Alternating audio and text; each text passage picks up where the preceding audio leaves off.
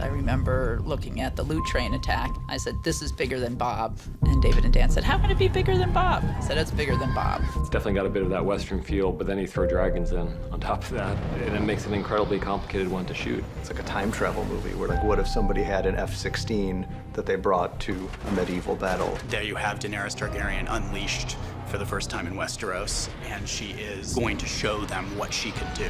With every time that something goes wrong, more Targaryen comes out, more fire comes out. So she starts to take matters into her own hands.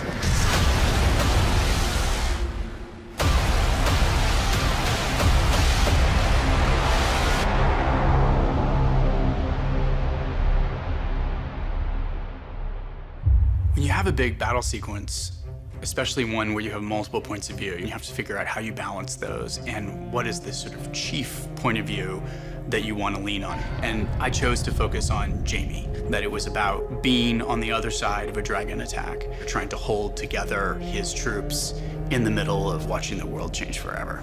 It's just complete annihilation. And like he sees the horror of so many men just burned to ashes. There's nothing you can do, which is scary. She keeps losing battles and being weakened without ever striking back. And there's only so much of that Dany can take. There's only so much of that anyone would be able to take. We're now left with our heroes, and our heroes are on opposite ends of this chessboard. Tyrion has the most complex set of emotions about this battle of anyone, because he's got the woman he serves on one end, and he's got his brother who he loves on the other end. That is a real struggle for him. Every piece of his being is wishing he can intercede, but he can't. And I'm seeing firsthand my family lose. She's the aggressor, and Jaime and Bronn, through their POV, we see that it ain't pretty conquering. And the hope is that the audience doesn't know who to root for in that sequence. Something like the loot train involves a lot of different departments, all working at sort of the very extremes of their abilities, I think. This was a difficult challenge because there are so many different looks and phases of the battle that come into play. There's a lot of continuity to make sure that we're in the right space, in the right part of the process, reflecting the right amount of burn. And then do it in between the cracks of everybody else doing their job.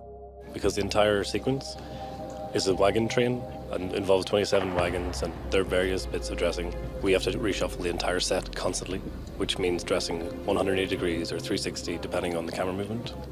So it means we have to be very particular when it comes to dressing our burnt elements, our unburnt elements, our partial burnt elements.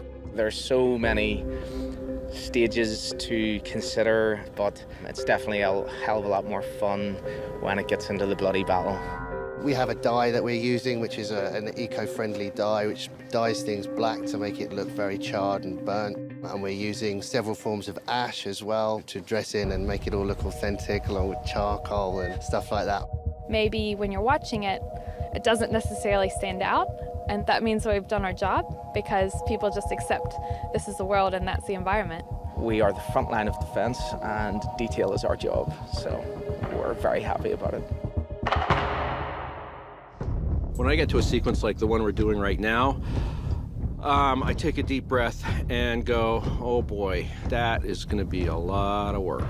We had every toy you could possibly imagine in the making of it. We had 4 cameras most of the time. Sometimes we had up to 7 or 8 cameras. We've gone through 3 different tracking vehicles for different purposes on this. We've got basically a souped-up pickup truck with really good suspension for our charges, Dothraki charges and what have you. We've got another electric vehicle called a shadow tracker, and we've got a jib arm on that. And then finally, we've got basically a souped-up dune buggy with a stabilized head on it that takes all the bounce out and gives us a nice, steady, smooth shot to use over the particularly rough terrain.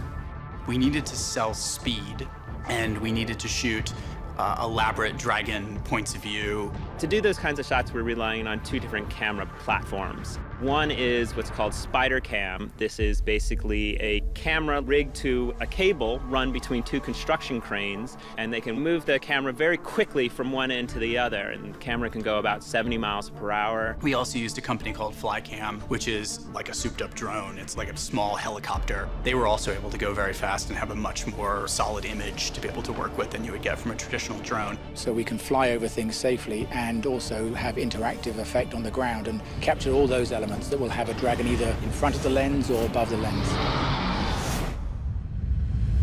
The battle is going to rely very heavily on visual effects at the end of the day. There's a lot of different beats to the attack.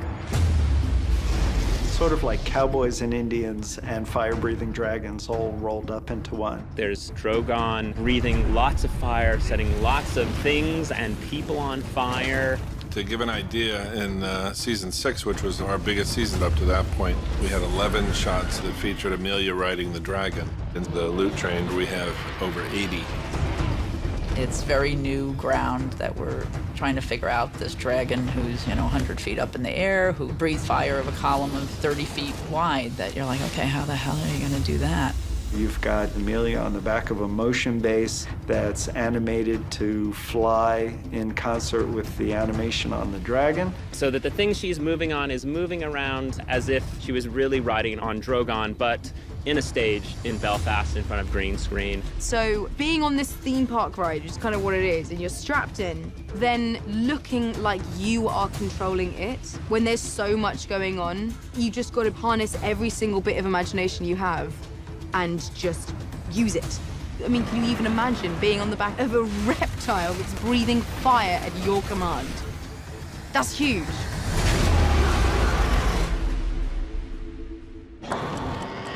One of the most complicated shots was this strafe run where the camera's over the back of Dany as she is blasting the shit out of this line of Lannisters and loot train carriages. We had to have spider cam fly a camera in real time and in perfect sync with 100 feet of ground explosions that are huge. Sam is our effects guru, and he's kind of a madman in the best possible way. And, one of his responsibilities is setting things on fire. Which he's really good at. The strafe run was 150 feet long, and it had 15 rows of charges. We tested it in Madrid back in August. We only tested a short section of it, minus the cuts, because we were still making those. All the effect has to mimic as though the flame is coming from the sky. So we'll always size up the flame later in post, and we'll shoot elements of flame against black. But Sam here has to make it feel that the impact of the flame is pushing along, so it has a travel to it. I mean, we've been blowing things up on many days, but working out the timing of that was quite a process. In the end, we went with a fuel mix and explosives to give almost like a machine gun sort of strafe, but closer together. And as each one exploded, it would then engulf the next and the next and the next, so you almost get a seamless line of flame just growing through. Because it was only one take, there was a lot that could go wrong. There was a lot of materials used and a lot of pyro used as well. So it's the excitement of when that button is pressed.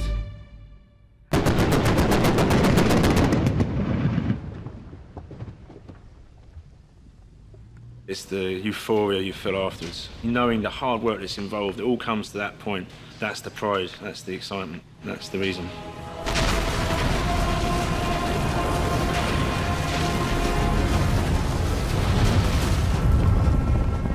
George Martin's often said that the Dothraki are kind of an amalgam of American Indian tribes and the Mongols. Both peoples who were, phenomenal on horseback, and they were just much faster and so unorthodox in their battle approach that they could literally ride circles around their enemies. I think there was a line in the outline that said, and it's down to Camilla to do her tricks. I was like, thanks, D&D. Okay, where are we going to go now? Let's think of some ideas. What can we bring which has never been seen on screen before? She said, what about as the Dothraki are coming down, if they all just stood up on their horses and started shooting arrows at them? And I thought, well, that sounds great, but that's not possible. She said, no, it is. We build these special stirrups and we can do it. So I sent a team out here with the horses, and they started rehearsing the action and shooting a previs, which was then sent back to Northern Ireland, and then we could start putting that in front of people. You've got almost a metal shoe that you put your foot into, and then you have one foot on the side of the horse and the other foot on the top of the saddle. So we have these guys standing up, and we're endeavouring to try and create something that somebody hasn't seen before. And it's extraordinary. It's like a wave rising up from a still ocean, and all these guys perfectly coordinated rising up, and I love it. And it shows us that the Dothraki are horse masters, because we really haven't had that opportunity before. So much of these battle scenes now has become visual effects that I hope people realize that much of this is actually being done. It's really, stuntmen standing up on horses with bow and arrow, shooting arrows, and that's an impressive thing to see. There is something about a guy on a horse, standing on a horse, charging. There's something pretty impressive where you go, well, you don't just do that. And we were kind of thinking to do something Mad Maxy. When they come in, it's crazy. They're coming in different shapes. You don't know where they're coming from, and they're just these absolute madmen on horses, and that's what we tried to recreate on screen for the loot train sequence. Ready, and 3, 2, 1, action!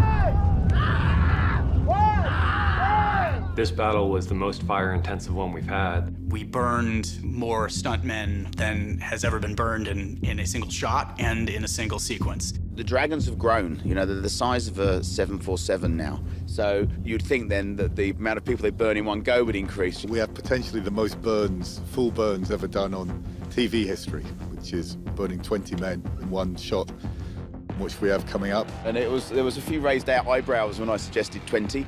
And it wasn't just because it's a record, although it is. It was because we just needed to see the scope of what was happening. So that was quite a challenge. The difficulty with 20 people is just that you ramp up the safety aspect of it, because there's more people in harm's way, there's more that can go wrong. That was quite nerve-wracking for many reasons. Obviously, when you have that amount of people collected and they're all on fire, you get a lot of heat gathering in the centre. So I was really concerned about the guys in the middle.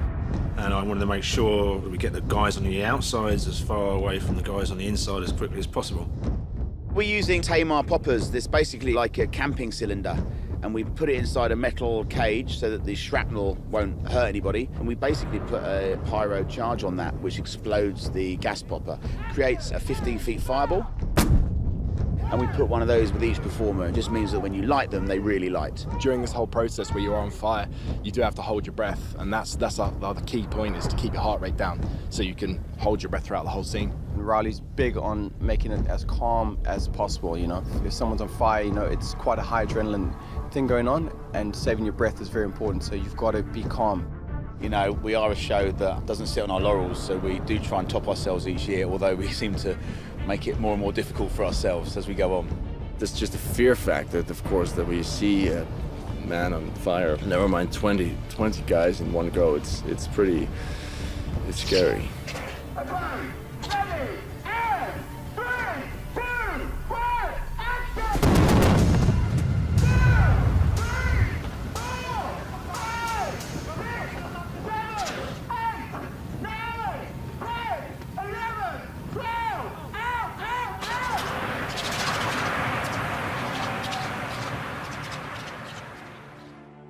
When we start making these huge battles, it's so hard to imagine that we're ever going to finish because there's so many moving pieces, but it's ultimately just, one shot at a time and figuring it out from there. The cameras and the actors and stunts, and it was very much an all hands on deck sequence as much as we've ever had, and everybody did an excellent job of fitting all the puzzle pieces together.